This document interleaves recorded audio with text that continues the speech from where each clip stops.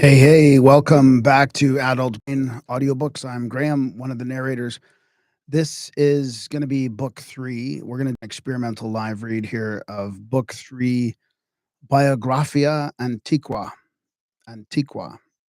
This is of the MAGUS, which was written in 1801. So I think this biography is from 1800. So it's going to be um, of the lives and writings of modern and ancient magi, Kabbalists, and philosophers. This is the fun part of the book. I think we're going to be learning about all these people and what they thought of them back in 1800. So I'm going to show you how it's done. That we are humans here. I'm going to share my screen and edit as I go. It's not to garner an audience or anything like that as much as just to add some human element to our audiobook channel here.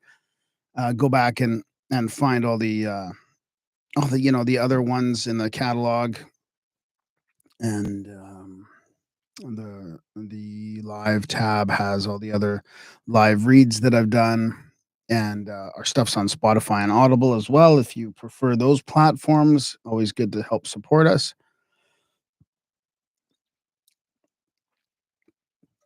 So this is I'm going to just do a quick little test here. Check. This book 3 here is probably going to be in 3 or 4 recordings. And I'll just get started with it here. There's a few challenging pronunciations, but it should be fairly straightforward. Look at these title pages, eh? This is the title page.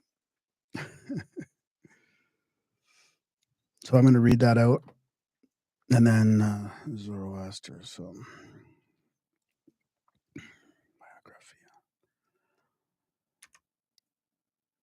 Biographia Antiqua, or an account of the lives and writings of the ancient and modern magi, Kabbalists, and philosophers, discovering the principles and tenets of the first founders of the magical and occult sciences, wherein the mysteries of the Pythagoreans, Gymnosophists, Egyptians, Brahmani, Babylonians, Persians, Ethiopians, Chaldeans, etc., are discovered, including a particular and interesting account of Zoroaster, the son of Oromasius, the first institutor.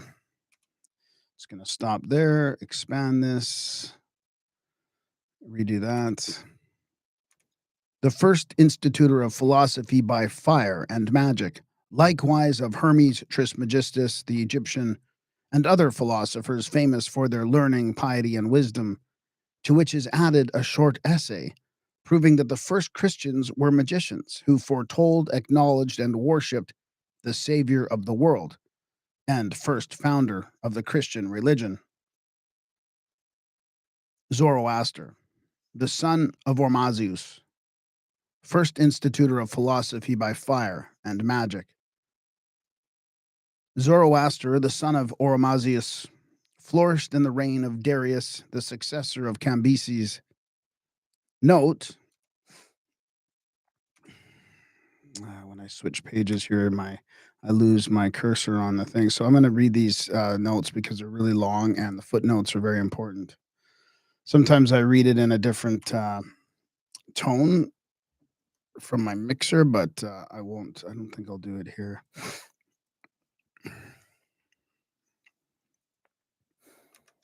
The author regrets that, notwithstanding his laborious researches to obtain an authentic and satisfactory account of Zoroaster to present to his readers, that a few generals, and not particulars, can only be given. Indeed, the most serious and respectable historians differ so widely in their accounts of him that nothing certain can from thence be deduced, however. We have above recited several authorities to which we have annexed various notes and commentations. Just going to check this out quickly. Go back up to the top here where the note was. All right, here we go. All authors are full of variation in their accounts of this famous person, some making him of a much later date than others. However, we shall give what we have collected from those who appear most authentic, not omitting the traditional history extant amongst the Magi, with which our readers may compare the several stories of biographers, and accept that account which shall seem to them the most rational. Zoroaster, king of the Bactrians, was vanquished by Ninus and passed for the inventor of magic. Eusebius places the victory of Ninus in the 7th century of Abraham. Now, several authors make Zoroaster appear much earlier. It has been reported that Zoroaster laughed on the same day he was born, and that he was the only one to whom this happened, and that the palpitation of his brain was so strong as to repulse the hand, it being laid to his head, which they say was a presage of his future knowledge and wisdom. It is added that he passed 20 years in the deserts, and there eat nothing but a sort of cheese, which was never the worse for age. That the love of wisdom and justice obliged him to retire from the world to a mountain, where he lived in solitude. But when he came down from thence, there fell a celestial fire upon it, which perpetually burned. That the king of Persia, accompanied with the greatest lords of his court, approached it for the purpose of putting up prayers to God. That Zoroaster came out from these flames unhurt. That he Let me just start there again.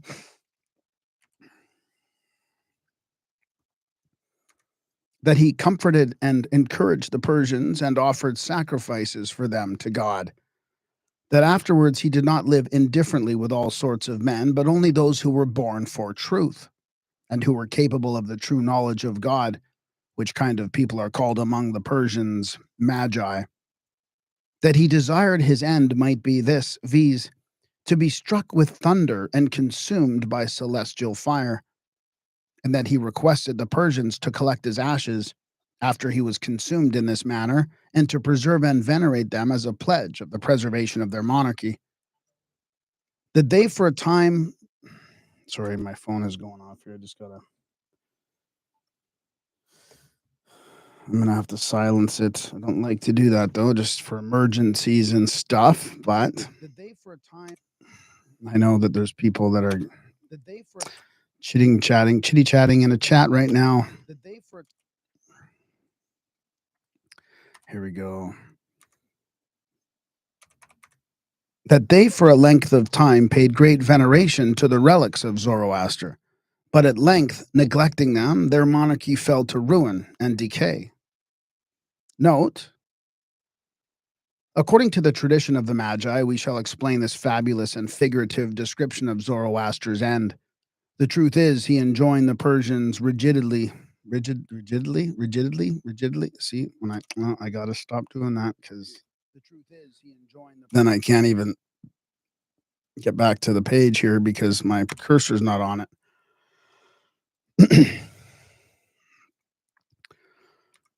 The truth is, he enjoined the Persians rigidly to preserve in the laws he had framed and the doctrine he had been at the labor to establish, which was to live in the practice of moral virtue, to avoid all species of luxury, to promote the liberal sciences, to govern all their actions with prudence and integrity, and to meet misfortune with resolution, and to encounter it with philosophy, and to endure the unavoidable calamities of life with fortitude. These, his disciplines, he left as a precious relic among them, which while they strictly adhered to, they need to be under no apprehension of tyranny and oppression. These they collected, and for some space of time religiously followed the precepts of this great philosopher. At length, human frailty and vice, corrupting their manners, caused them to relax from their duties, upon which their empire fell into ruin and decay. The idolatry falsely imputed to this wise man, viz., his instituting the worshipping of fire, is thus to be interpreted. Under the celestial symbol of fire was meant truth.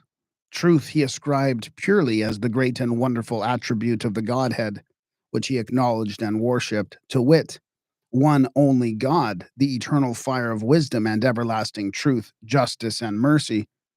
His magic was the study of the religious worship of that eternal being. After Zoroaster, there were 4 persons chosen to educate the successor of the king of Persia. They chose the wisest, the most just, the most temperate, and the bravest man that could be found. The wisest man, viz., one of the Magi, instructed him in Zoroaster's magic, the just in government, the brave in war, and the temperate in social virtue and temperance.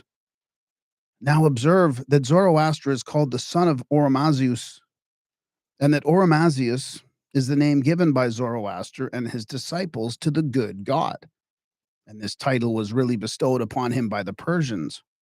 Therefore, according to Plato, this Persian Magus, on account of his uncommon learning, religion, and wisdom, was in an allegorical or figurative manner called the Son of God, or the Son of Wisdom, Truth, etc. Okay, let me go back up and find where that came from. I don't want to be clicking on the automatic things because then I lose the this being clicked on. I can't edit the thing is the same.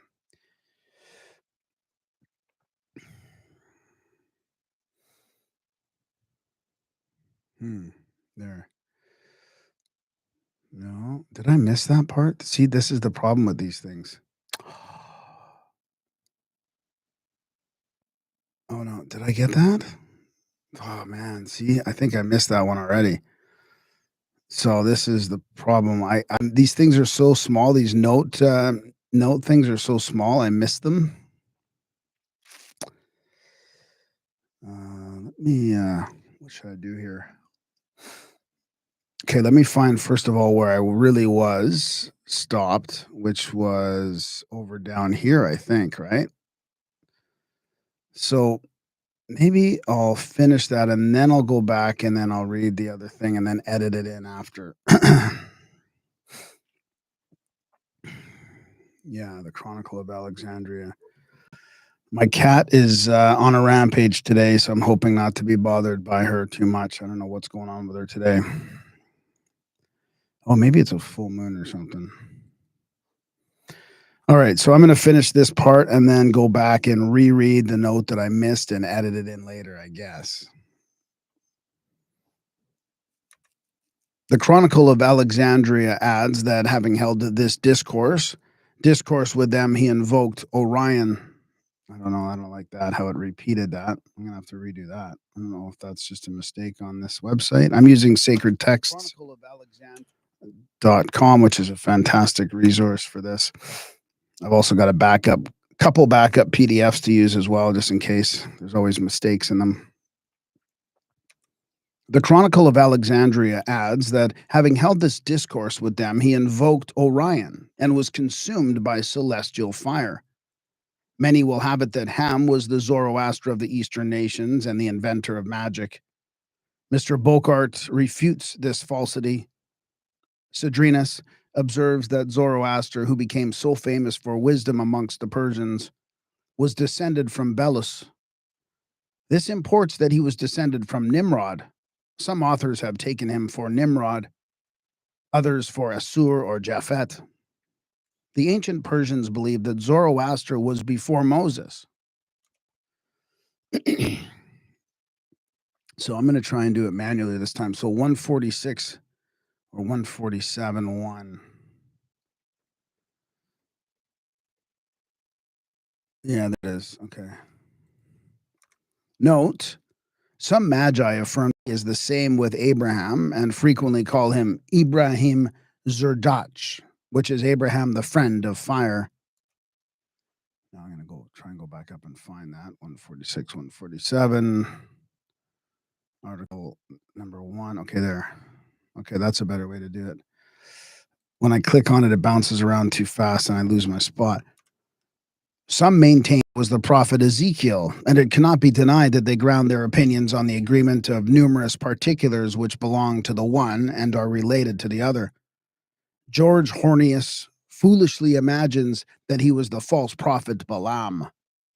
Hutius shows that he was the Moses of the Jews and mentions an infinite number of particulars in which the accounts we have of Moses agree with the stories related of Zoroaster.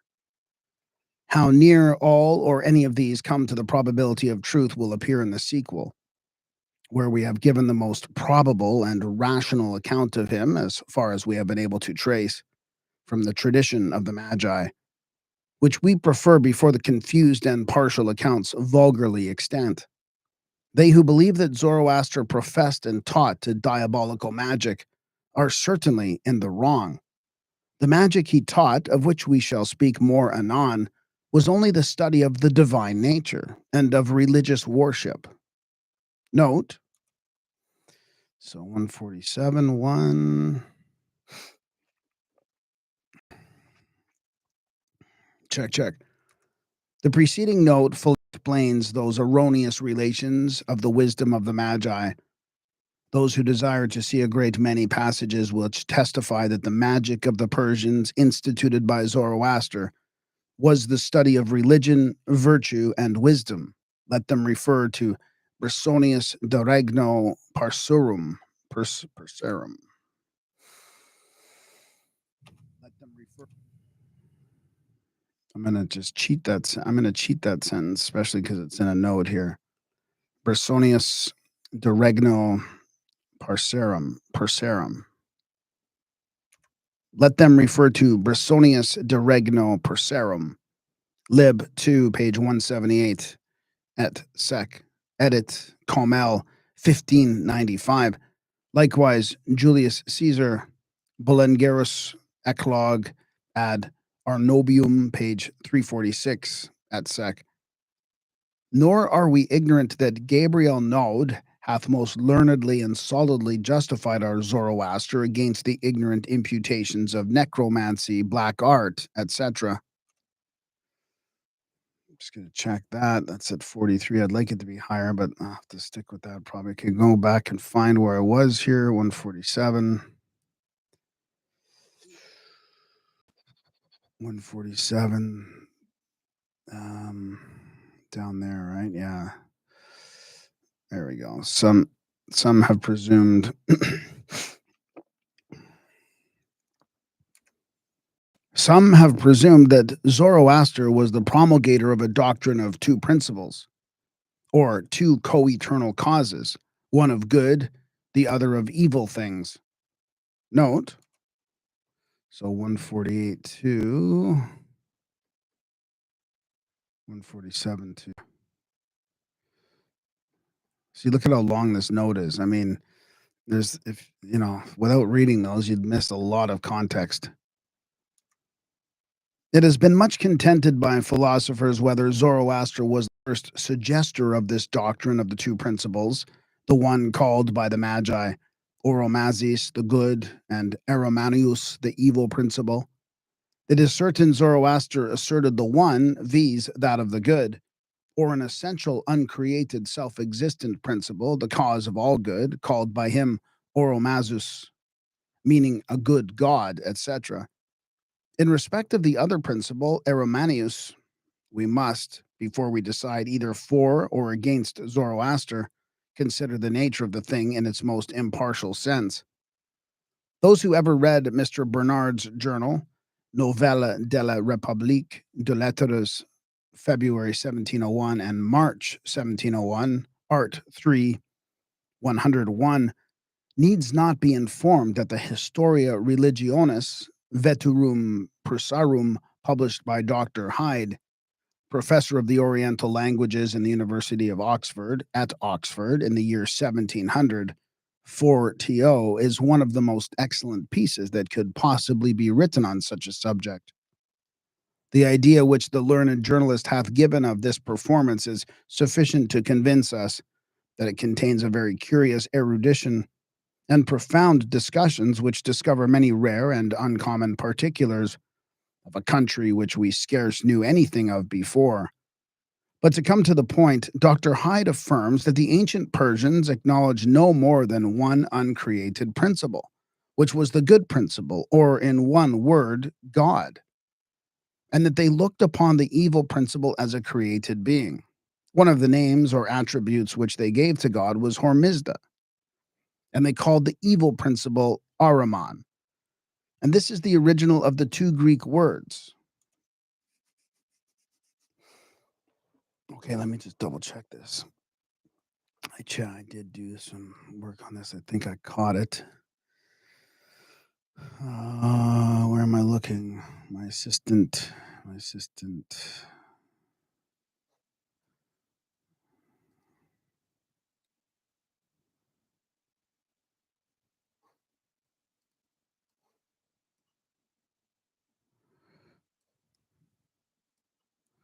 Are you seeing this? Okay. I don't necessarily want to show. I should have had this open and ready to go, but I'm gonna have to find it again here. So the two Greek words, I like to just pronounce those in English. Yeah, it looks like it's Oromazdes, and Ap, Ape, Apomanios.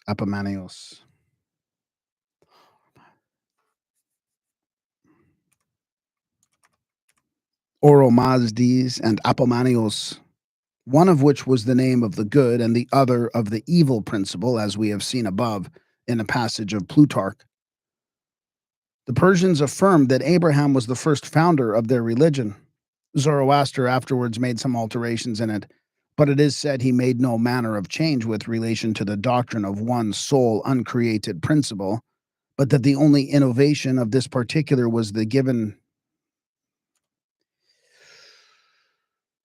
Why does that keep sliding down?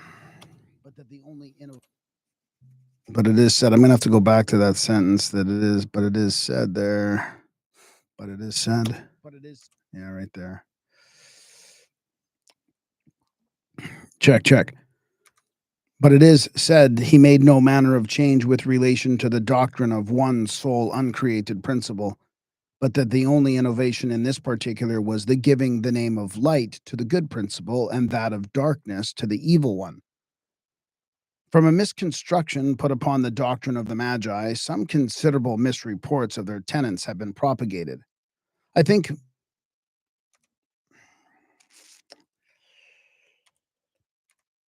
none more curious than the following: that a war arose betwixt the army of light and that of darkness, which at last ended in an accommodation, of which the angels were mediators, and the conditions were that the inferior world should be wholly left to the government of Hermes for the space of 7,000 years, after which it should be restored to light. Before the peace, Oromasius had exterminated all the inhabitants of the world. Light had called men to its assistance while they were yet but spirits, which it did either to draw them out of Oromasius's territories or in order to give them bodies to engage against this enemy. They accepted the bodies and the fight on condition they should be assisted by the light and should at last overcome Oromasius.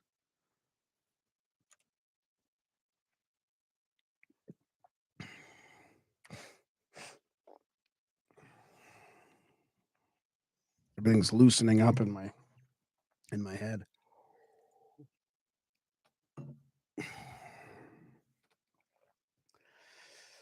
The resurrection shall come.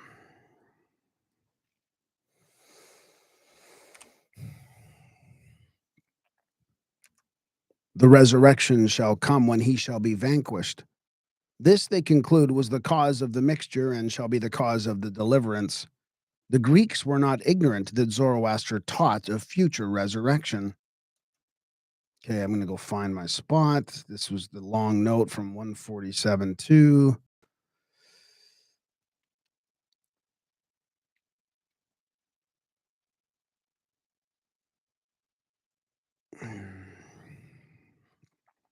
I skipped right by it. 148. I think it was that one right there. Okay. One good one. Okay, so of this doctrine, Plutarch takes notice.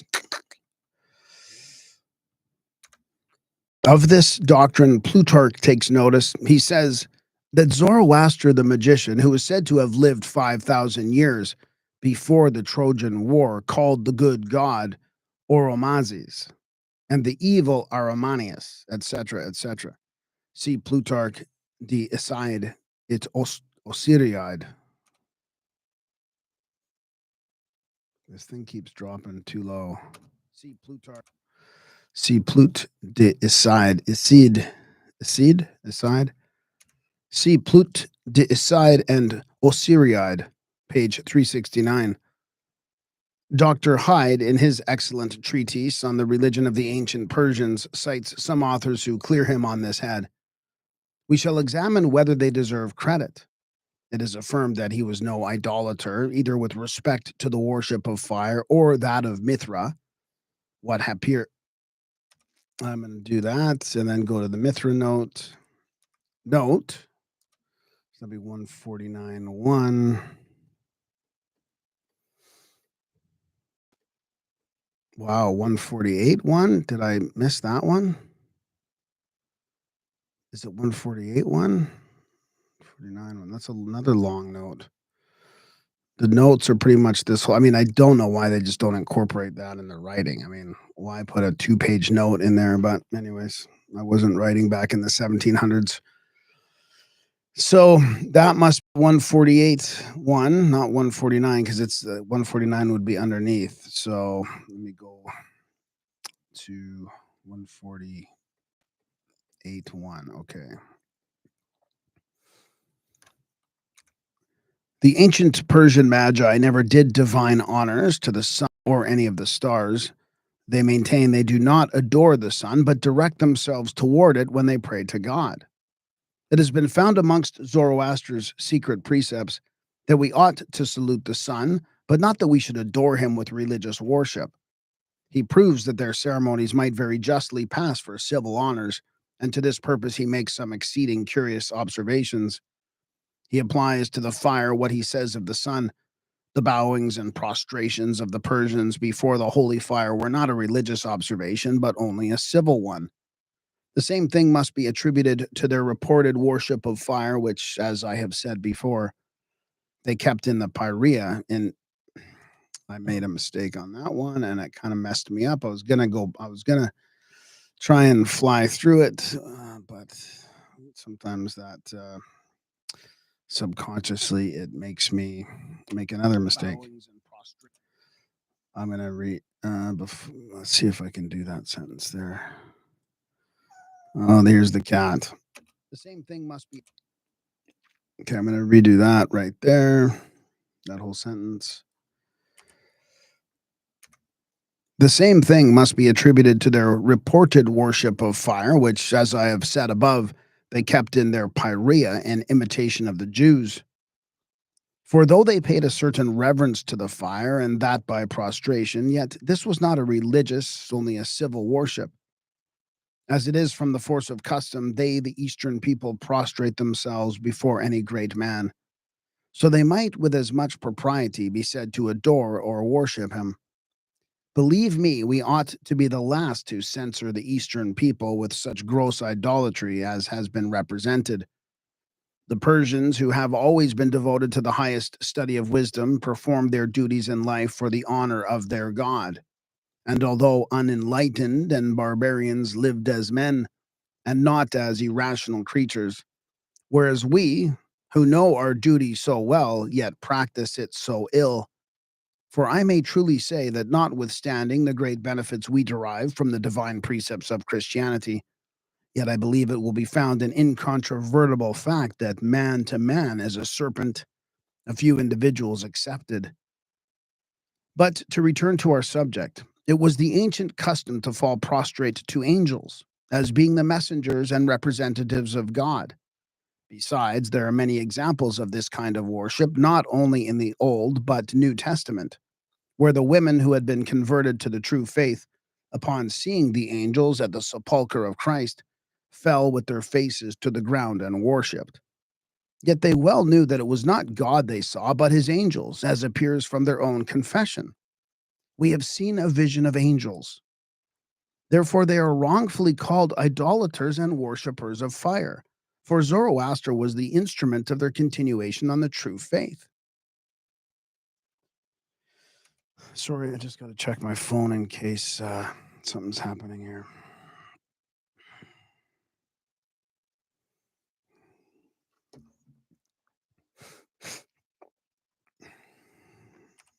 Okay, where was I? True faith, right? True faith. The true faith.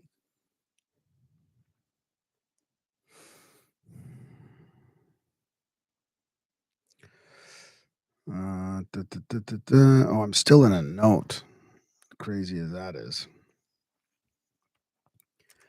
He was a man who had the knowledge of the true God, whom he peculiarly worshipped in a natural cave, in which he placed several symbols representing the world.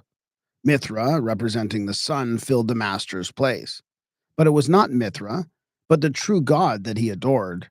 And lastly, as he was a true philosopher, a profound alchemist, greatly informed in all the arts of the mathematics, strict and austere in his religion, he struck the Persians with an admiration of him, and by these means made them attentive to his doctrine. To sum of all this, to sum of all is, to sum of all is, to sum of, to sum of all is, to sum of all is that he lived in a cave dedicated to the service of God and the study of all natural and supernatural knowledge, that he was divinely illuminated, knew the courses of the stars, and the occult and common properties of all compounded and earthly things, that by fire and geometry, i.e., by chemistry and the mathematics, he investigated, proved, and demonstrated the truth and purity, or else the fugacity and vileness of all things knowable in this mortal state of humanity. So that the fame, sagacity, wisdom, and virtue of Zoroaster induced some certain men wickedly and fraudulently to impose upon the unwary some false magical oracles and diabolical inventions written in Greek and Latin, etc., as the genuine works of the divine and illustrious Zoroaster. Okay, so back to 148.1. 148. 148.1. There it is. Okay, let's see.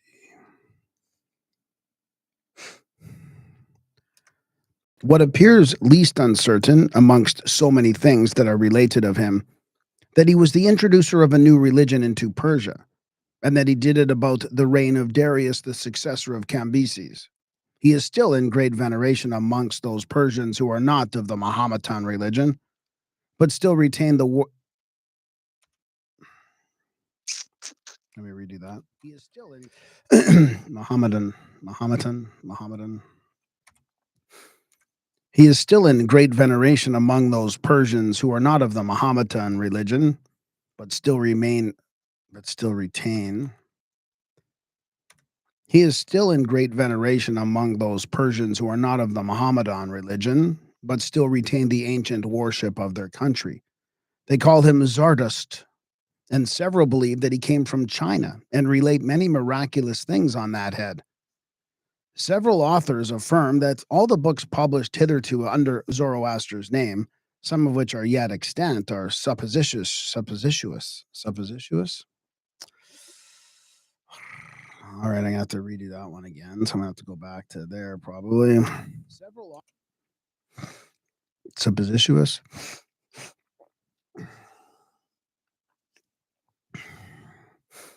Check.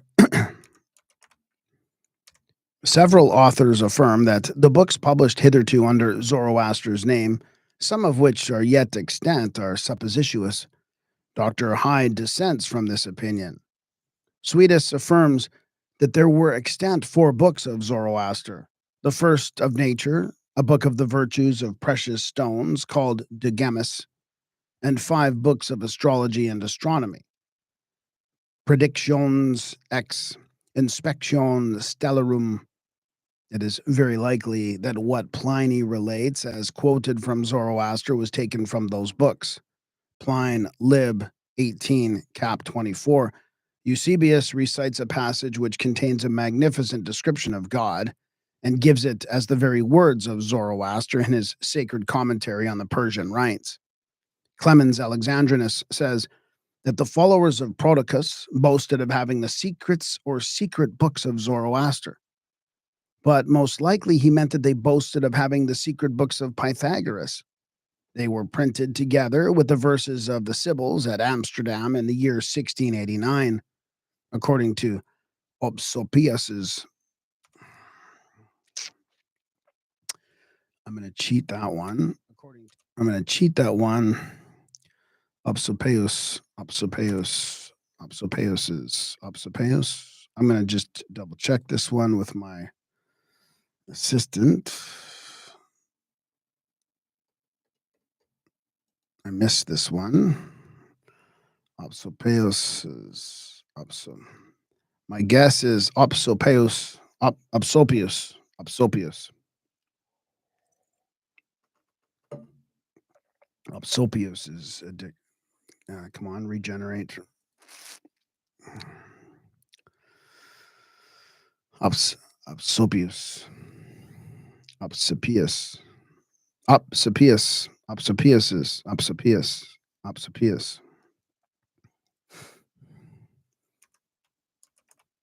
According to Apsopius's edition, Oracula Magica Zoroastris, cum scholis Platonis essellae.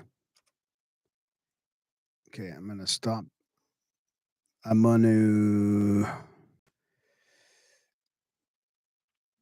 just going to, I think this is the one I missed. So, wow, look at how long that is, too. This is a crazy chapter. Okay, so I'm going to just do these in chapters, and I'm going to just make a gap here and then read this note and then move on.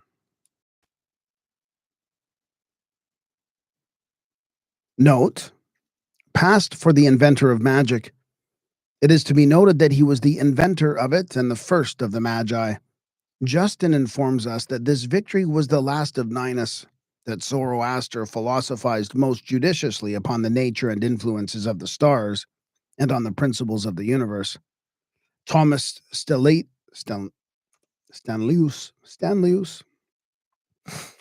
Thomas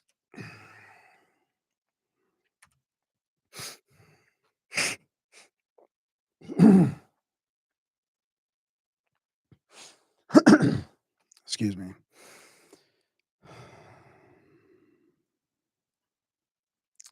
Stanleus, Thomas Stanleus Orientalis. Thomas Stanleus, History of Philos Orientalis. Thomas Stanleus, Histor of Philos Orientalis, Lib 1, Cap 3, informs us that Zoroaster, according to Eusebius, was contemporary with Semiramis. But it is certain, according to Eusebius, that he was vanquished by King Ninus. Arnobius, Lib 1, PAM 5, says, anciently the Assyrians and Bactrians, the former under the conduct of Ninus, and the latter under Zoroaster, fought against each other, not only with men and weapons, but also by the help of magic and the secret discipline of the Chaldeans. Hermippus, who wrote cautiously on everything relative to magic and explained 20,000 verses composed by Zoroaster, relates that one Azonaces initiated him into this art and that he lived 5,000 years before the Trojan War.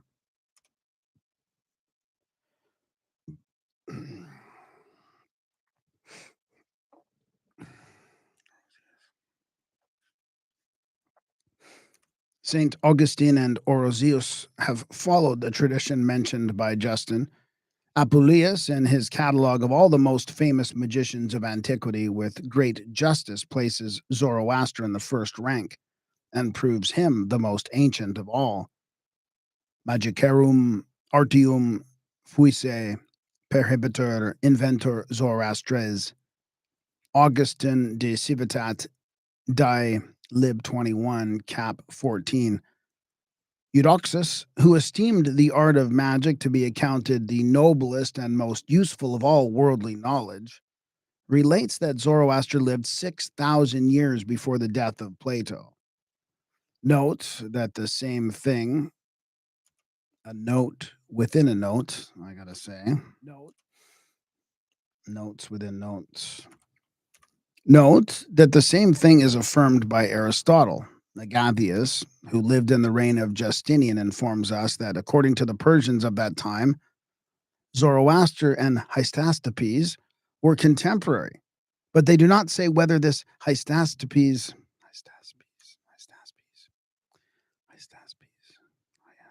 I got to redo that. Hystaspes, it doesn't sound right. Hystaspes. I'm going to have to redo this whole sentence. Zoroaster and Agathias, Zoroaster, and Hystastapes were contemporary. I'm going to just redo that whole sentence while I figure out the pronunciation of that. Agathias.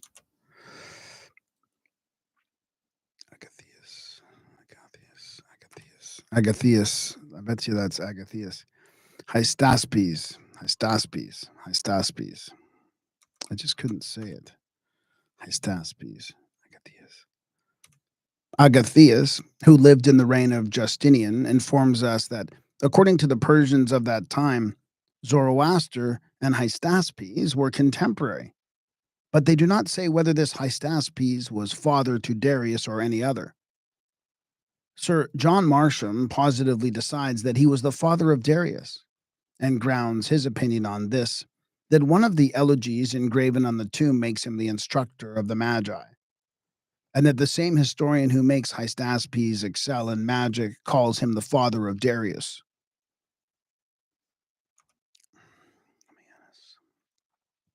Ammianus Marcellinus, lib 23, pag M 324, says, after the time of Zoroaster reigned Hystaspes, a very prudent king and the father of Darius. This prince, having boldly penetrated into the remotest parts of Upper India, came at length to a solitary forest where they dwelt, in awful and silent tranquillity, the Brahmans. In this peaceful solitude they instructed him in the knowledge of the earth's motion, likewise of the stars, and from them he learned the pure and sacred rites of religion. Part of this knowledge he communicated to the Magi, which, together with the art of predicting future events, they delivered down to posterity, each in his own family. The great number of men who have descended from these families ever since that age down to the present have all been set apart for cultivating the knowledge of the gods.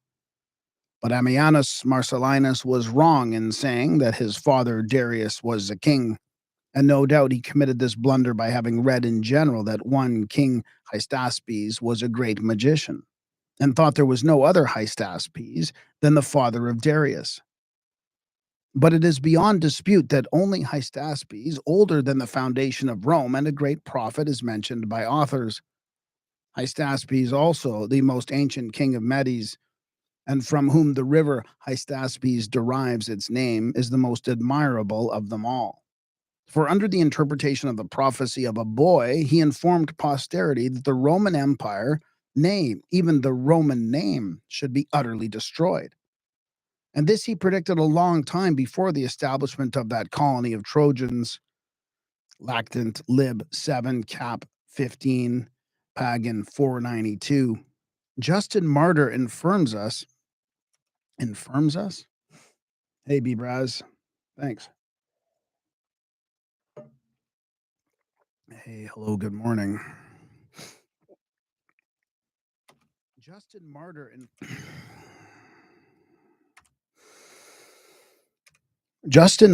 informs us that he predicted the general conflagration of all perishable things. Justin Apologue 2, page 66. It is affirmed that Pythagoras was Zoroaster's disciple under the reign of Cambyses, the son of Cyrus. The words of Apuleius inform us of the fact. Some say that Pythagoras, having been made a slave in Egypt, was transported into Persia. Others will have transported him into Babylon, and there instructed by Zoroaster the Babylonian, whom they distinguish from the Persian. We find no less than 5 Zoroasters mentioned in history. To these 5 may be added a 6th mentioned by Apuleius. This Zoroaster lived in Babylon at the time of Pythagoras. This Zoroaster lived in Babylon at the time Pythagoras was brought thither by Cambyses. The same writer calls him the chief interpreter of all divine mysteries, and says that Pythagoras was chiefly instructed by him. He appears to be the same with Zabratus.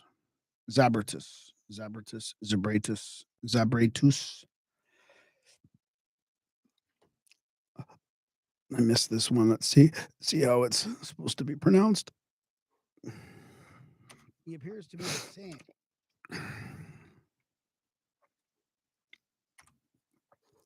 Zabratus.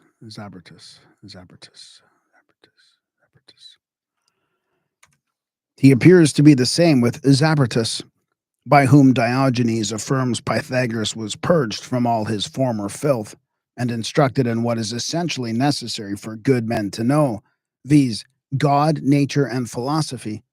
He is also the same with Nazaratus, the Assyrian, whom Alexander in his book of the Pythagorical,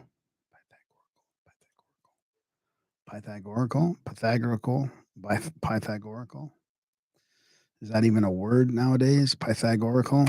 In his book of the Pythagorical, Nazaratus. I'm going to just check this while I'm here. I don't think I said that right. Just going to make sure I do this right. I know it's slow, but this is how the sausage has to be made. Whom Alexander. I'm going to start from here. Nazaratus, the Assyrian. I got to go back further with this half screen here, right from there. Nazaratus, the Assyrian. Nazaratus, the Pythagorical. I don't know. The Gorical sounds weird, but sometimes the stress changes depending on how long the word is, or not how long, but Pythagorical. All right. Oops. I have to scroll back manually here to get to that. All right. Nazaratus, Pythagorical. He is also the same with Nazaratus, the Assyrian, whom Alexander in his book of the Pythagorical symbols affirms to have taught Pythagoras. The same person Suidas calls Zeres, Cyrillus, Zerenes, and Plutarch, Zarates.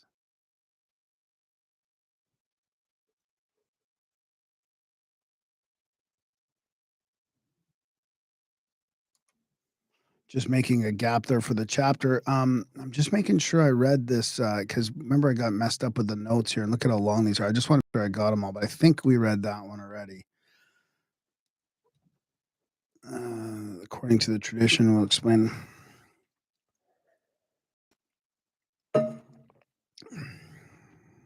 Yeah, I think so. Yeah. Okay.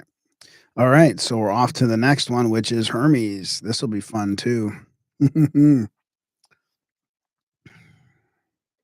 But this isn't as, look at how short that is. I mean, really, Zoroaster got most of the writing here.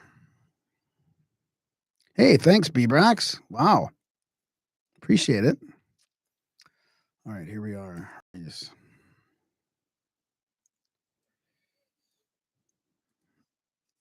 That's awesome. I appreciate it.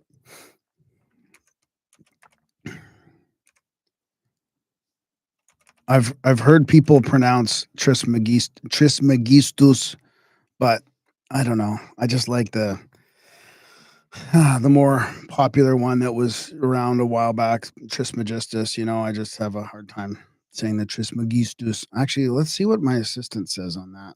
Just for shits and giggles here. I bet you it's going to be what I pronounce it with, but some of these things, it's just like it could be one or the other. I mean, look at the difference between the UK pronunciations and Canada. Yeah, Trismegistus. So, it's, yeah. Anyways, I'm going to go with what I'm comfortable with. Hermes, surnamed Trismegistus, or the thrice greatest intelligencer. Hermes Trismegistus, who was the author of the Divine Pymander and some other books, lived some time before Moses.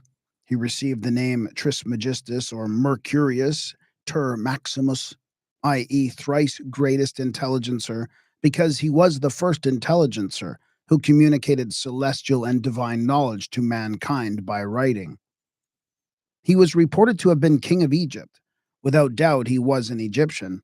Nay, if you believe the Jews, even their Moses, and for the justification of this they urge, first, his being well skilled in chemistry, nay, the first who communicated that art to the sons of men. Secondly, they urge the philosophic work, viz., of rendering gold medicinal, or finally, of the art of making aurum potabile, and thirdly, of teaching the Kabbalah, which they say was shewn him by God on Mount Sinai. For all this is confessed to be originally written in Hebrew, which he would not have done had he not been an Hebrew, but rather in his vernacular tongue. But whether he was Moses or not, it is certain he was an Egyptian, even as Moses himself also was. And therefore, for the age he lived in, we shall not fall short of the time if we conclude he flourished much about the time of Moses. And if he really was not the identical Moses, affirmed to be so by many, it is more than probable that he was king of Egypt. For being chief philosopher, he was, according to the Egyptian custom, initiated into the mysteries of priesthood, and from thence to the chief governor or king. Note, I missed a note in there, but I like to stop it at the end of the full sentence, and these are all semicolons and colons, so I just go down to the bottom of the sentence, and then we'll go to note, would be note page 151 right there. I'm just getting used to this for some of the longer upcoming chapters. The Kabbalists of the Hebrews affirm that Moses was this Hermes, and although meek, yet was a man possessed of the most serious gravity, and a profound speculator in chemistry and divine magic. That he, by divine inspiration on the mount, became acquainted with the knowledge of all the natural and secret operations of nature. That he taught the transmutation of metals per Kabbalah, i.e., by oral tradition, to the Jews. Oh, why is that going down so far?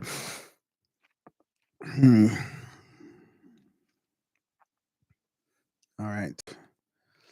Here we go. He was called Maximus, as having a perfect knowledge of all things contained in the world, as his Aureus or golden tractate, and his divine Pymander shoes, which things he divided into three kingdoms, viz., animal, vegetable, and mineral. In the knowledge and comprehension of which three he excelled and transmitted to posterity, in enigmas and symbols, the profound secrets of nature.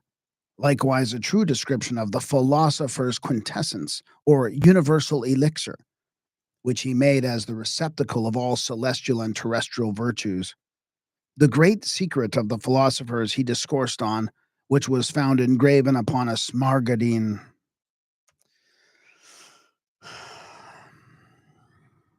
I've been so long since I've said this word, I need to double check it. It's weirdly like you would think. Smaragdine, I think. Smaragdine. But I'm just going to redo that sentence. The great secret of the philosophers he discoursed on, which was found engraven upon a I'm going to just redo that sentence. Smaragdine.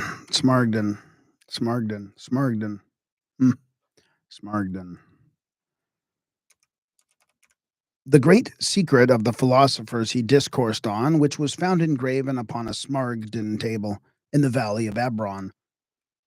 Johannes Functius,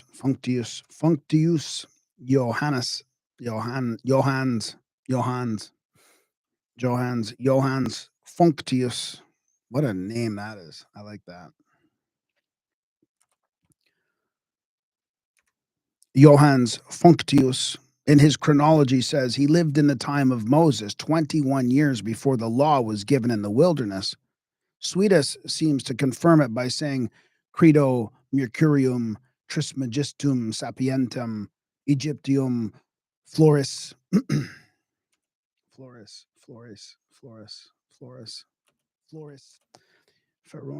Feronem Floris ante Foranum. But this of Suidas may be applied to several sages, for that Pharaoh was the general name of their kings.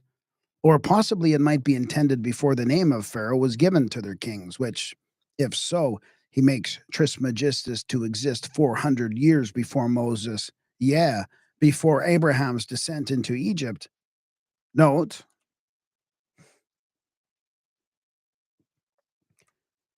according to the best authorities to be taken, Hermes Trismegistus lived in the time of Pharaoh, Israel's tyrant and oppressor, and was not the same.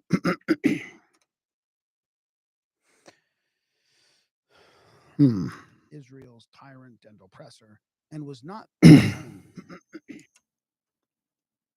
I'm going to cheat that sentence.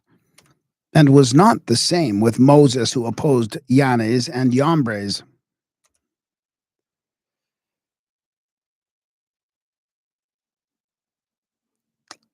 Okay, there I'm finding my spot back to where the note was. There is no doubt that he possessed the great secret of the philosophic work, and if God ever appeared in man, he appeared in him, as is evident both from his books and his Pymander.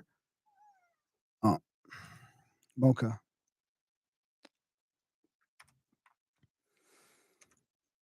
In which works he has communicated the sum of the abyss and the divine knowledge to all posterity, by which he has demonstrated himself to have not only been an inspired divine, but also a deep philosopher, obtaining his wisdom from God and heavenly things, and not from man.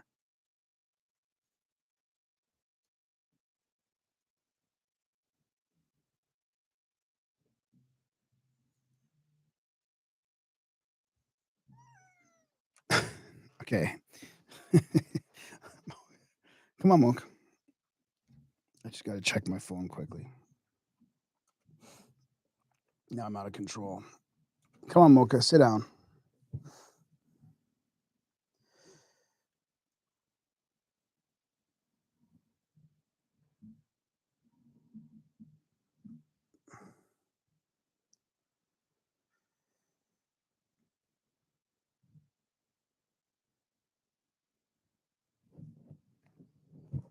Okay, so let me get back to this. Sorry about that. I had to check. Tyanius. Come on, Mocha, settle down. If I lock her out of the room, then it's trouble either way.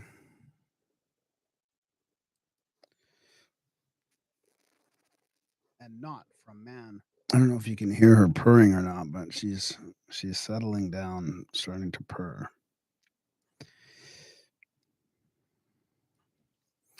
All right, this will be a fun chapter too.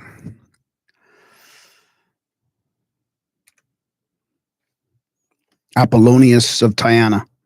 With some account of his remarkable miracles, prophecies, visions, relations, etc., etc. Apollonius Tyanius was one of the most extraordinary persons that ever appeared in the world. He was born at Tyana in Cappadocia toward the beginning of the 1st century. At 16 years of age, he became a rigid disciple of Pythagoras, renouncing wine, flesh, and women, wearing no shoes and letting his hair and beard grow long, and clothing himself only in linen. Soon after, he became a reformer and fixed his abode in a temple of Asclepius, where many sick persons resorted to be cured by him. Being come to age, he gave part of his estate to his eldest brother and distributed another part of his poor relations.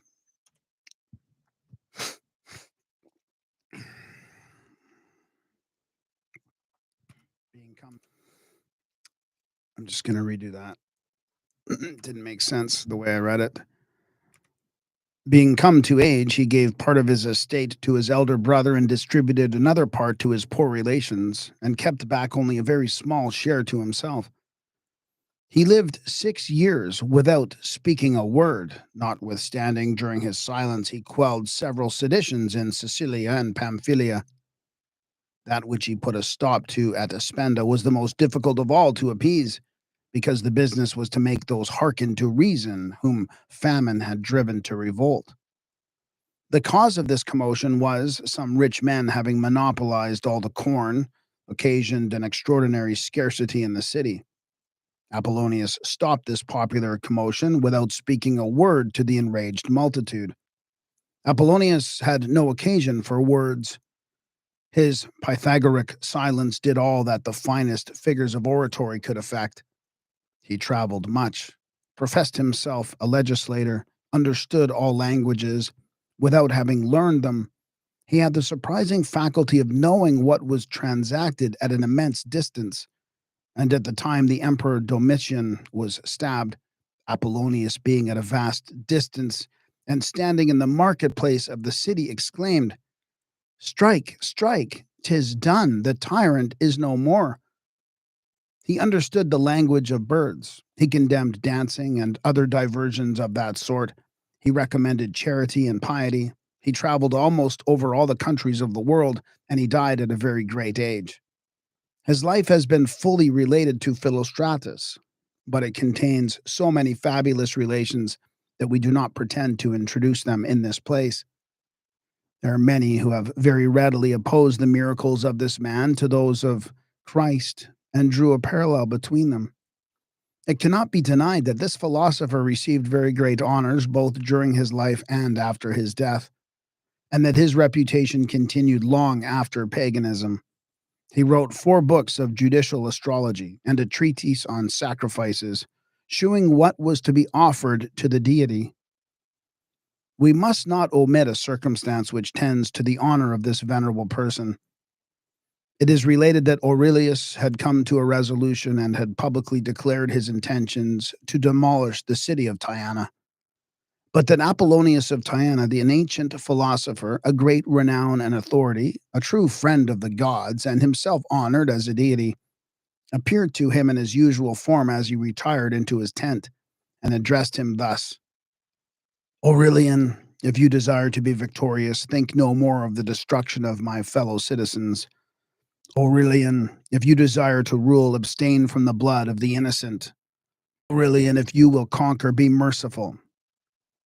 Aurelian, being acquainted with the features of this ancient philosopher, having seen his image in several temples, he vowed to erect a temple and statues to him, and therefore altered his resolution of sacking Tyana.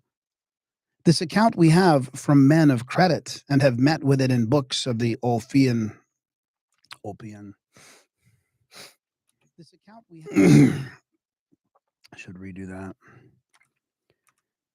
This account we have from men of credit, and have met with it in books of the Ulpian library, and we are the more inclined to believe it on account of the dignity of Apollonius.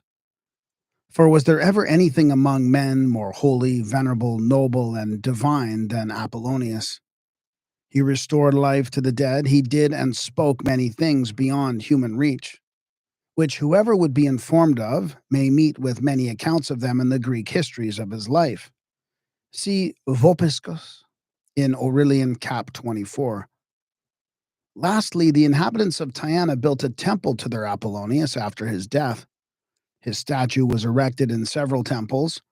The Emperor Adrian collected as many of his writings as he possibly could and kept them very select in his superb palace at Antium, with a rare but small book of the philosophers concerning the oracle of Trophonius.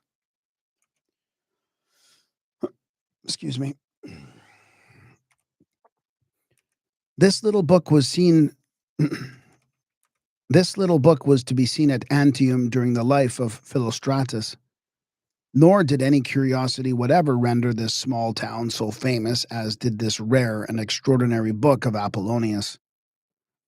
It is reported that a wise prince of the Indians, well skilled in magic, made 7 rings of the 7 planets, which he bestowed upon Apollonius, one of which he wore every day, by which he always maintained the health and vigor of his youth and lived to a very advanced age.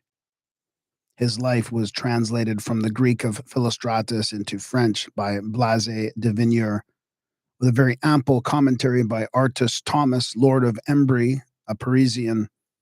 And sometime since there has been made an English translation of his life, which was condemned, prohibited, and anathematized without reason.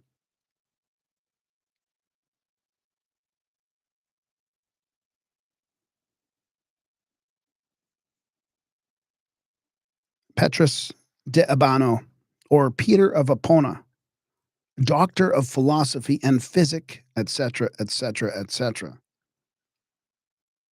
Petrus Aponensis, or Apollonius, one of the most famous philosophers and physicians of his time, was born AD 1250 in a village situated 4 miles from Padua. He studied a long time at Paris, where he was promoted to the degrees of doctor in philosophy and physic, in the practice of which he was very successful, but his fees remarkably high. Gabriel Naud, in his Antiquitae Scholae Medico Paracensius. Jeez, I better redo that one. Tried to get through it. Antiquitae.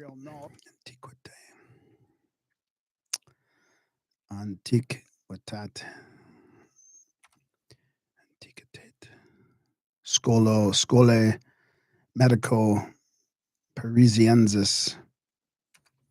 Gabriel Naud, in his Antiquitae Scholae Medico Gabriel Naud, in his Antiquitae Scholae Medico Parisiensis, gives the following account of him. Let us next produce Peter de Abano, or Peter de Abano, called the Reconciler, on account of the famous book which he published during his residence in your university.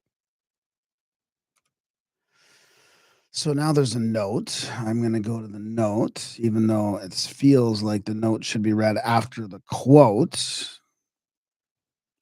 Note.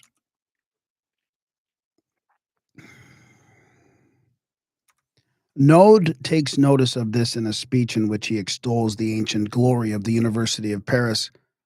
We have above recited his words at length because they incidentally inform us that Peter de Abano composed the great work at Paris, which procured him the appellation of the Reconciler.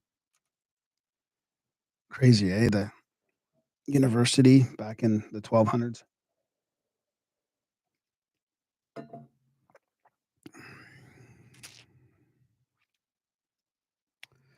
Back to the quote.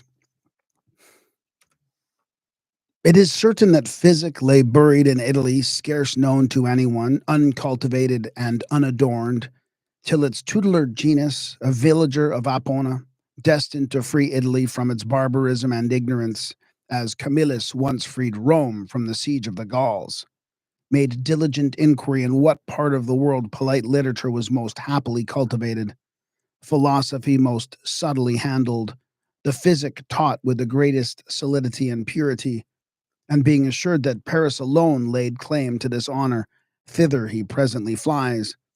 Giving himself up wholly to her tutelage, he applied himself diligently to the mysteries of philosophy and medicine, obtained a degree and the laurel in both, and afterwards taught them both with great applause. And after a stay of many years loaden with the wealth acquired among you, arid, after having become the most famous philosopher, astrologer, physician, and mathematician of his time, returns to his own country, where, in the opinion of the judicious Scardion, he was the first restorer of true philosophy and physic. Gratitude, therefore, calls upon you to acknowledge your obligations due to Machiol, Anglius, Blondus. Gratitude. I'm going to redo that. Angelus Blondus.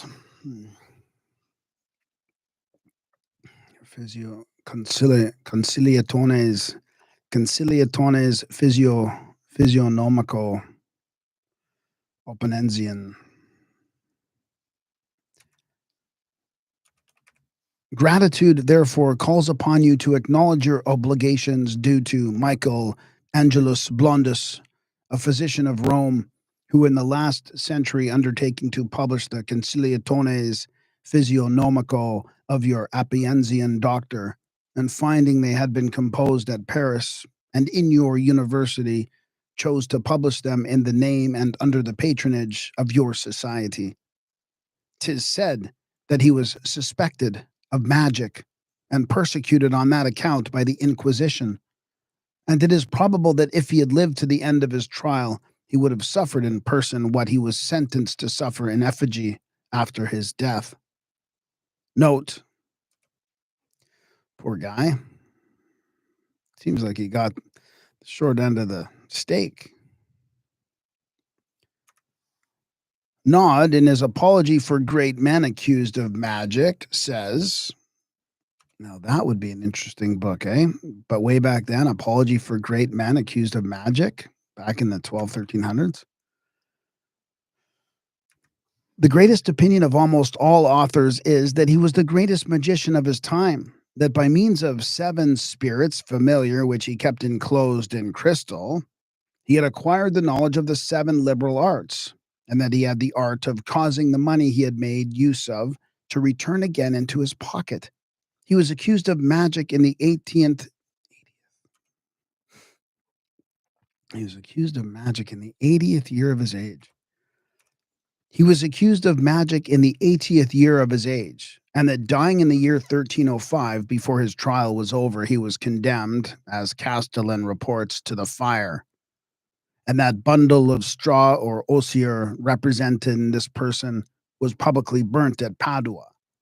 That by so rigorous an example, and by the fear of incurring a like penalty, they might suppress the reading of 3 books which he had composed on this subject. The first of which is the noted Heptameron, or Magical Elements of Peter de Abano, philosopher, now extant and printed at the end of Agrippa's works. The second, that which Trithemius calls Elucidarium Necromanticum, Petri de Abano. And a third called by the same author Liber Experimentarum Mirabilium de Annulus Secundum, 28 Mansium Luno. Now it is to be noted that Nod lays no less. Now it is to be noted that Nod lays no stress upon these seeming strong proofs. He refutes them by immediately after affirming that Peter of Apona was a man of prodigious penetration and learning, living in an age of darkness which caused everything out of the vulgar track to be suspected as diabolical, especially as he was very much given to study and acquainted with the harmony of the celestial bodies and their proportions of nature, and addicted to curious and divinatory science. Yeah, that's kind of, that happens. Addiction to divinatory and what was the other one? To curious and divinatory science. Where was I? He was one, says he, who appeared as a prodigy of learning amidst the ignorance of that age, and who, besides his skill in languages and physic, had carried his inquiries so far into the occult sciences of abstruse and hidden nature that after having given most ample proofs by his writings concerning physiognomy, geomancy, and chiromancy, what he was able to perform in each of these, he quitted them altogether with his youthful curiosity to addict himself wholly to the study of philosophy, physic, and astrology, which studies proved so advantageous to him that, not to speak of the first 2, which introduced him to all the popes and sovereign pontiffs of his time, and acquired him the reputation which at present he enjoys among learned men, it is certain that he was a great master in the latter, which appears not only by the astronomical figures which he caused to be painted in the great hall of the palace at Padua, and the translations he made of the books of the most learned Rabbi Abraham Eben Ezra, added to those which he himself composed on critical days and the improvement of astronomy, but by the testimony of the renowned mathematician Regio Montanus, who made a fine panegyric on him in quality of an astrologer in the oration which he delivered publicly at Padua, when he explained there the book of Africanus. Now, many respectable authors are of opinion that it was not on the score of magic that the Inquisition sentenced him to death, but because he endeavored to account for the wonderful effects in nature by the influences of the celestial bodies, not attributing them to angels or daemons, so that heresy instead of magic seems to have been the ground of his falling under the tyranny of the sage fathers of the Roman Catholic faith, as being one who opposed the doctrine of spiritual beings. That was quite the note. 156. Let me find out where that was right there. There. His apologists observe. Check. His apologists observe that his body, being privately taken out of his grave by his friends, escaped the vigilance of the inquisitors who would have condemned it to be burnt. He was removed from place to place and at last deposited in St. Augustine's church without epitaph or any other mark of honor.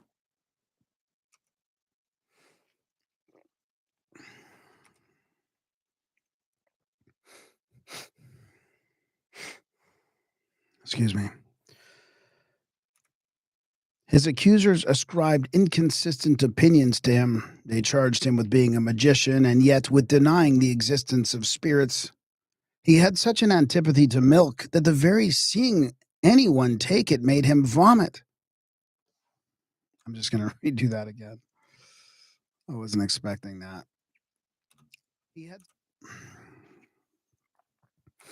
lactose intolerant magic.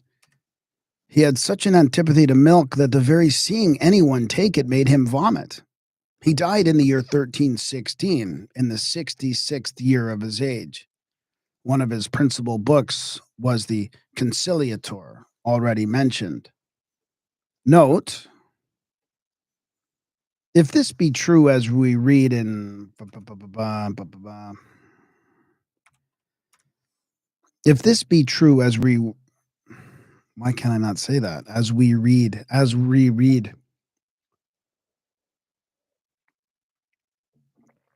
Frerus.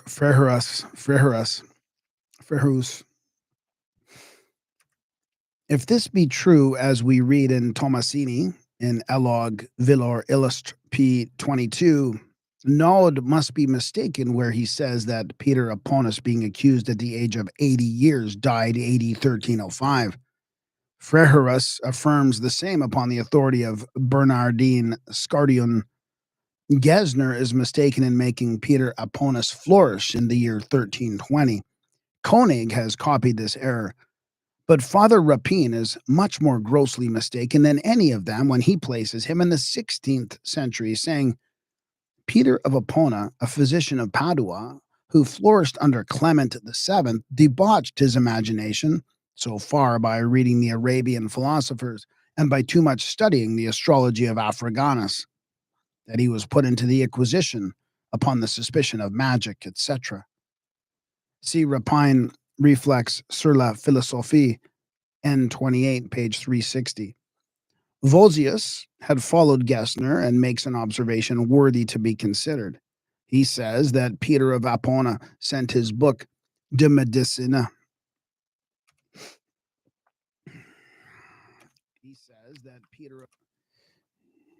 Let's just redo that quickly. I hope this isn't too low.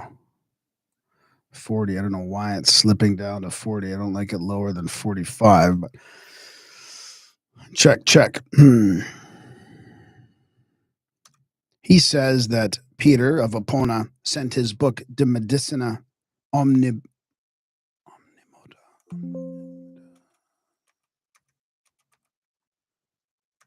He says that Peter of Apona sent his book De Medicina Omnimoda to Pope John the 22nd, who was elected in the year 1316 and held the pontifical chair 17 years.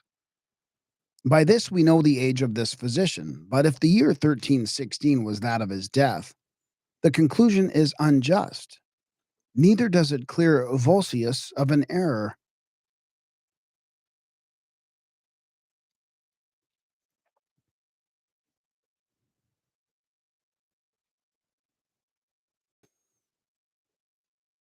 Apuleius, the Platonic philosopher.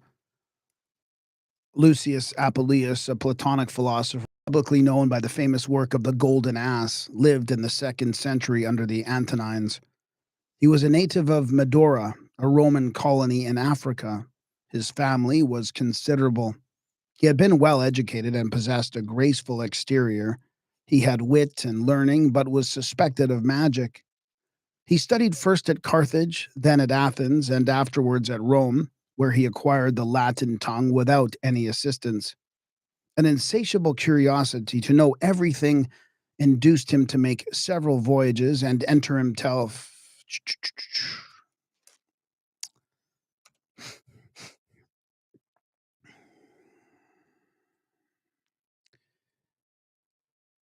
I gotta redo that. Insatiable. Yeah, I should do it from there. An insatiable. Check. An insatiable curiosity. An insatiable curiosity to know everything induced him to. An insatiable. An insatiable curiosity to know everything induced him to make several voyages and enter himself into several religious fraternities. He would see the bottom of their mysteries. He spent almost all his estate in traveling, insomuch that being returned to Rome and having a desire to dedicate himself to the service of Osiris, he lacked money to defray the expense of the ceremonies of his reception. He was obliged to make money off his clothes to complete the necessary sum. After this, he gained his living by pleading, and as he was eloquent and subtle, he did not want causes, some of which were very considerable.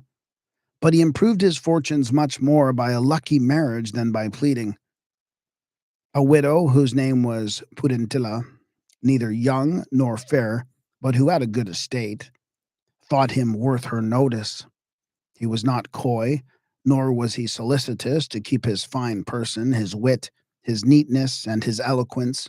For some young girl he married this rich widow cheerfully, and with the most becoming philosophy overcame all turbulent passions which might draw him into the snares of beauty, at a country house near Oea, a maritime town of Africa. This marriage drew upon him a troublesome lawsuit. The relations of this lady's two sons urged that he had made use of art magic to possess himself of her person and money. They accused him of being worse than a magician, viz., a wizard, before Claudius Maximus, proconsul of Africa. He defended himself with great vigor. His apology, which he delivered,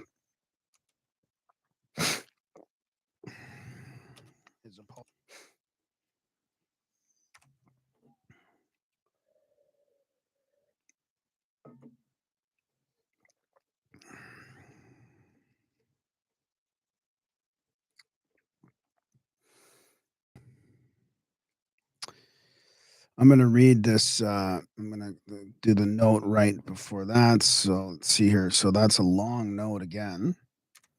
Note, besides the accusation of magic, they reproached him with his beauty, his fine hair, his teeth, and his looking glass.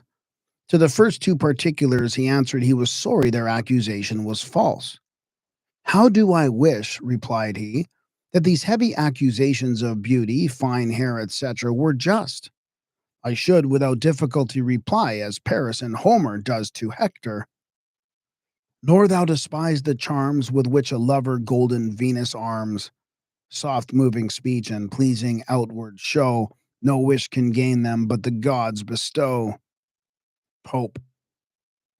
Thus would I reply to the charge of beauty. Besides that, even philosophers are allowed to be of a liberal aspect. That Pythagoras, the first of philosophers, was the handsomest man of his time, and Zeno. But, as I observed, I am far from pretending to this apology, since besides that nature has bestowed but a very moderate degree of beauty on me, my continual application to study wears off every bodily grace and impairs my constitution. My hair, which I am falsely accused of curling and dressing by way of ornament, is, as you see, far from being beautiful and delicate. On the contrary, it is perplexed and entangled like a bundle of phlox or tow, and so knotty through long neglect of combing, and even of disentangling, as never to be reduced to order. As to the third particular, he did not deny his having sent a very exquisite powder for the teeth to a friend, together with some verses containing an extract description.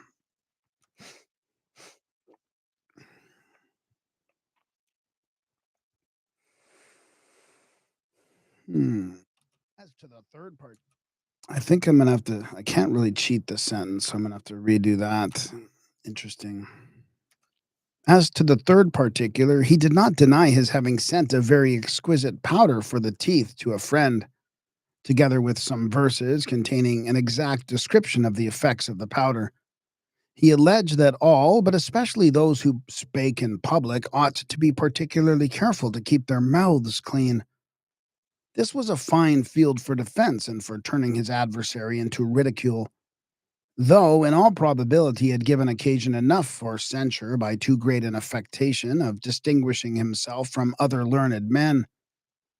Observe with how much ease some causes are defended, although the defendant be a little in the wrong. I observed that some could scarce forbear laughing when our orator angrily accused me of keeping my mouth clean and pronounced the word tooth powder with as much indignation as anyone ever pronounced the word poison. But surely it is not beneath a philosopher to study cleanliness, and to let no part of the body be foul or of an ill savor, especially the mouth, the use of which is the most frequent and conspicuous, whether a man converses with another, or speaks in public, or says his prayers in a temple. For speech is previous to every action of a man, and, as an excellent poet says, proceeds from the wall of the teeth. We may make the same observation upon the last head of his accusation. It is no crime in a doctor of what faculty soever to have a looking glass, but if he consults it too often in dressing himself, he is justly liable to censure. Morality in Apuleius's time was much stricter than at present as to external behavior, for he durst not avow his making use of his looking glass. He maintains that he might do it, and proves it by several philosophical reasons, which, to say the truth, are much more ingenious than judiciously applied. But he denies that he ever consulted his looking glass, for he says, alluding to this ludicrous accusation, next follows the long and bitter harangue about the looking glass, in which so heinous is the crime that Pudens almost burst himself with bawling out, "A philosopher to have a looking glass! Suppose I should confess that I have, that you may not believe there is really something in your objection, if I should deny it. It does not follow from hence that I must necessarily make a practice of dressing myself at it. In many things I want the possession, but enjoy the use of them. Now if either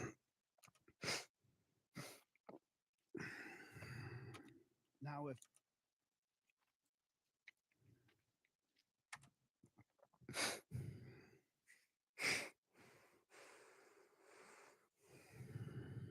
check.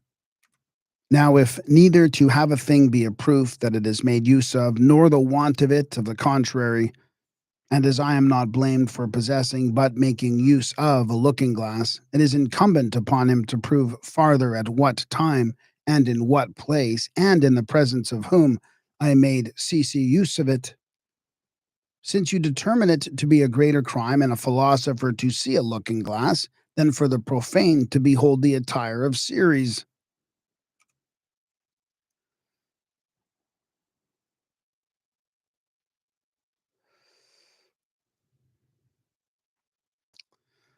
All right, so I'm trying to find where I stopped there. 159. 1. Okay, right there. His apology. His apology, he delivered before the judges, furnishes us with examples of the most shameful artifices that the villainy of an impudent calumniator is capable of putting in practice. Note,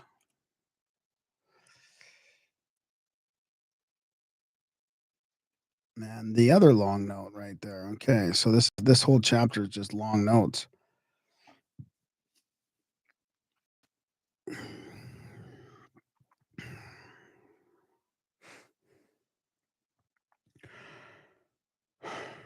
Sorry, I just got to relax here and let my breath back.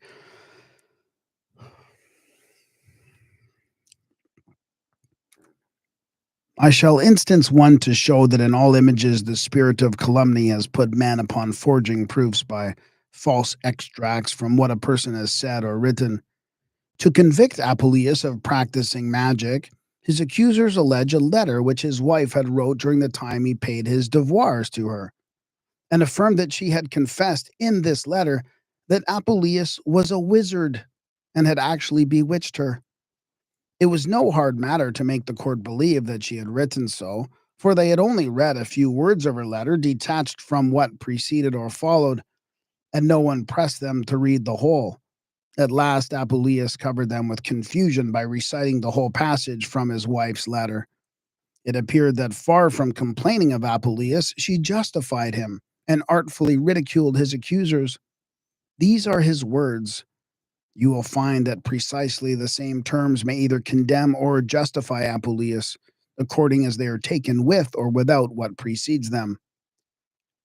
Being inclined to marry for the reasons which I have mentioned, you yourself persuaded me to make choice of this man, being fond of him, and being desirous, by my means, to make him one of the family. By now, at the instigation of wicked men, Apuleius must be informed against as a magician or wizard, and I, forsooth, am enchanted by him. I certainly love him. Come to me before my reason fails me. He aggravates this kind of fraud as it deserves. His words deserve to be engraved in letters of gold to deter, if possible, all calumniators from practicing the like cheats. He says, there are many things which, produced alone, may seem liable to calumny. Any discourse may furnish matter of accusation, if what is connected with foregoing words be robbed of its introduction. If some things be suppressed at pleasure, and if what is spoken by way of reproach to others for inventing a calumny be pronounced by the reader as an assertion of the truth of it.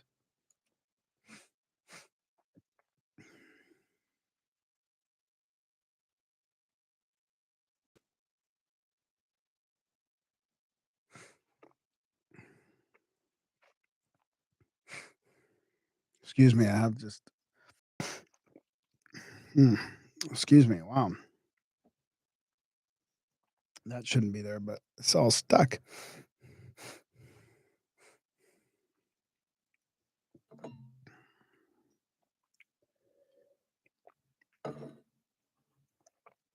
All right, here we go. That's what happens when I read for an hour straight. Apuleius was extremely laborious and composed several books, some in verse and others in prose, of which but a small part has resisted the injuries of time. He delighted in making public speeches in which he gained the applause of all his hearers.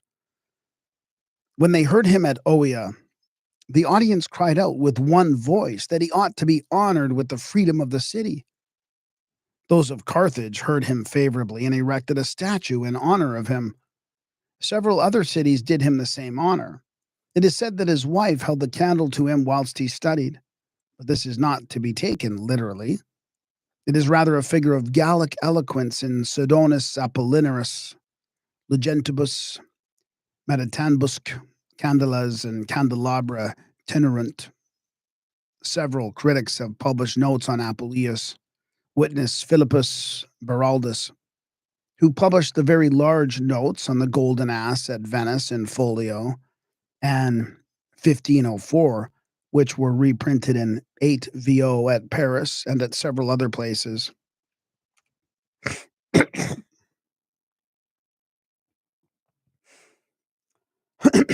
Excuse me.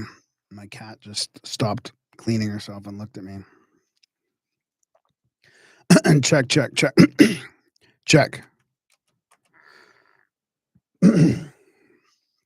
Gottastock Stewicius.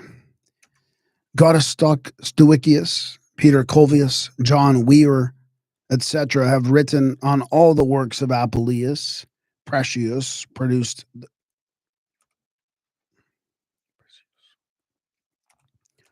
Precious published The Golden Ass and The Apology separately with a great many observations. The annotations of Casaubon and those of Scipio Gentilis on the Apology are very scarce and much valued. The first appeared in the year 1594 and the latter in 1607. The Golden Ass may be considered, as Bayle says, as a continued satire on the disorders which the pseudo-magicians, priests, panders, and thieves filled the world with at that time. This observation occurs in Fleury's annotations. A person who would take the pains and had the requisite qualifications might draw up a very curious and instructive commentary on this romance, and might inform the world of several things which the preceding commentaries have never touched upon. There are some very obscene passages in this book of Apuleius. It is generally believed that this author has inserted some curious episodes in it from his own invention, and amongst others that of Psyche. Horum certe noster ito imitator fuit ut a suo penu innumerabilia protelerat antic imit.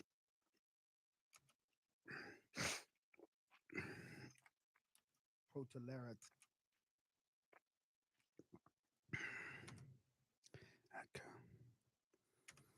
Protulerat atque inter coetera, venutissimum illud psyches. And that word in Greek is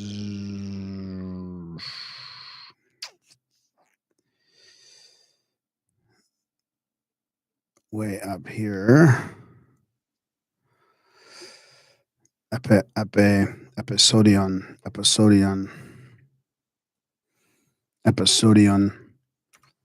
Episodion.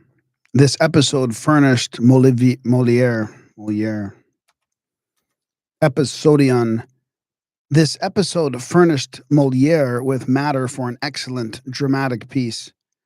A Monsieur de la Fontaine for a fine and Monsieur. A Monsieur de and Monsieur de la Fontaine for a fine romance.